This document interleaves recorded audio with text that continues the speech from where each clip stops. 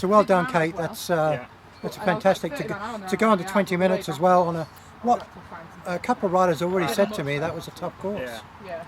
Yeah, there wasn't sort of really much respite. I mean, it was fairly still, but there's lots of ups and downs, I would say. So pacing it was a bit more challenging than it would be if it was a straight out and back flat course. And I would imagine the roundabouts too, because that end roundabout where you've got to, I think, but you only have one roundabout, so you've only one roundabout to lose time on. So I think it felt fast just for that. There was no slow up. It was just constant. How was the performance on the bike yourself today? Did it go well?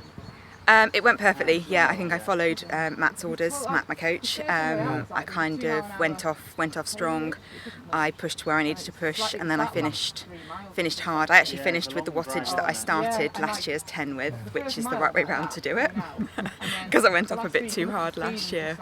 But I was really pleased with how I paced it. I spent everything. To do an over 30-mile-an-hour average, I remember in my day when I was just trying to do 30 miles an hour for a minute. And all that. How do you actually manage to get up to that speed and hold it? So I think because it was so up and down, it wasn't a consistent 30-mile-an-hour effort. There was bits which was significantly faster. I actually set my my Wahoo onto kilometres rather than miles. It makes me think I'm going further, and I was going over 60 kilometres per hour on the sort of the descents quite easily.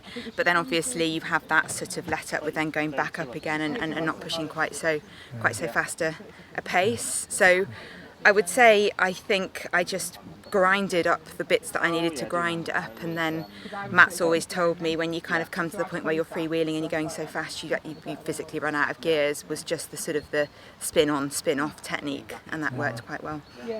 And the season itself, I mean, last week you won another to 25 as well. It's been a good season overall.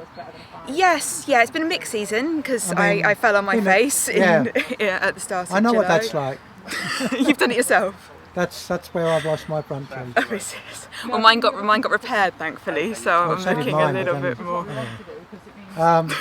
The joys of face planting tarmac are not great. I'll be avoiding my face in the future. It's an expensive fall, but I think mix would be the thing. But actually, by having that mid-season break, wasn't necessarily relaxing by its very nature. But I think it enabled me to actually just take my head away and get my head in gear. And I think setbacks always make you savour your sport even more. So I guess I used it positively. And I did use the time to recover, repair, recuperate, spend time with the family. And I think with such a long season, probably come back to this latter end of the season strong as a result. Well, it is a long season because we're now already into September for the 10 champs. And I think in the old days they used to be around May or June time. Did they? Yeah, but you've always known them to be now. I have always known them to be now. I've only ever known a long season and getting this point and just feeling completely bedraggled. But I think having that time out with the stretch has certainly helped, and I feel good. I feel fresh, and yeah. So how much more have you got to do for the season? I think it's a closed circuit time trial championship still to be done and so on. Are you doing that one or? I've entered a couple of fast courses, so a 25 and a 10, just to try and see if I can improve upon my BBAR result. And then I'm contemplating Croft. I think with it just being quite a trek up north again, I've just got to work out if it's practical, but I'd like to give that one a go. And what would you say are the fastest courses? Because I look at each week in, week out, and there are courses. There's one in Wales near Abergavenny and Usk, etc. That there's some fantastic times. One near Cambridge. Where do you find the quickest ones? Well, it was Wales, wasn't it? But they closed that one. But I think now, in terms of live courses, I love the Cambridge course. So I think it's the F2A 25, and they do a 50. Might even do a 10. I like that because it's not a busy road, but it's wide, it's flat, it's fast, it feels safe. So that's my preference for a 55 or a 25 or a 50, sorry. And then for a 10, the Tring course, so the F1110. Again, a nice fast course, a bit busier, but it's shorter, so you need to go. A lot closer to home, I would imagine, being as you're in the London area. Yeah, it's 40 minutes rather than 6 hours getting up here. I was going to say, going up to Dundee for that one, that would have been a long. Yes. When you do something like that, just give us an insight into being a top athlete as you are. How do you deal with a 6-hour drive and then having to race the next day, I would imagine? Well, we timed it quite well. We've coordinated this with a family holiday. So we had the initial drive and then a day in situ up here and then a further trip on to Scotland. So we broke it up on the way Right. up, and then we're travelling back tomorrow rather than today now, just to sort of, not pack everything in. So I'd say what we've done is just spread things out and treat it as a sort of a family holiday with a couple of races put either side of it. And that's worked out quite well. It's kept the head fresh.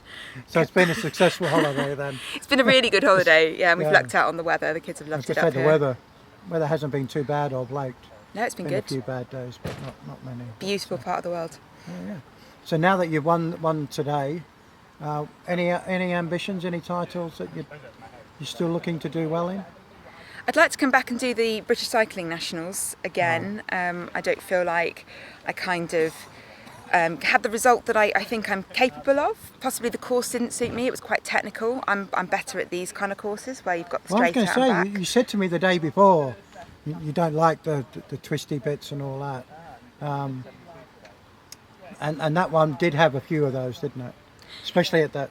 But I've got to learn it because Yeah. being a cyclist, I mean, it's staying upright, as I've shown from the 50. You've got to stay Yeah. upright and finish a race, I and would you've imagine got to navigate there your was one course. section of that TT, the BC TT, where trying to keep it above 30 mile an hour would have been very, very difficult. Oh yeah. And the gravel sections coming out of Croft, it was Yes. really, really varied. That's the one I'm talking about. Yeah. That was scary. Yeah. So I think for me, it's probably going to be refining my skill set in terms of the handling, in terms of negotiating different courses, rather than just playing always to my strengths, and then hopefully give the BC champs another go next year. Well done on that. Under 20 minutes. Another title. How many titles is that? You lost count? I don't know. But 6, maybe ish, 5, 6. Yeah, not too bad. Well done. I'm sure you've got a very happy coach. Yes, very happy. Matt's been brilliant. So. All right, well done.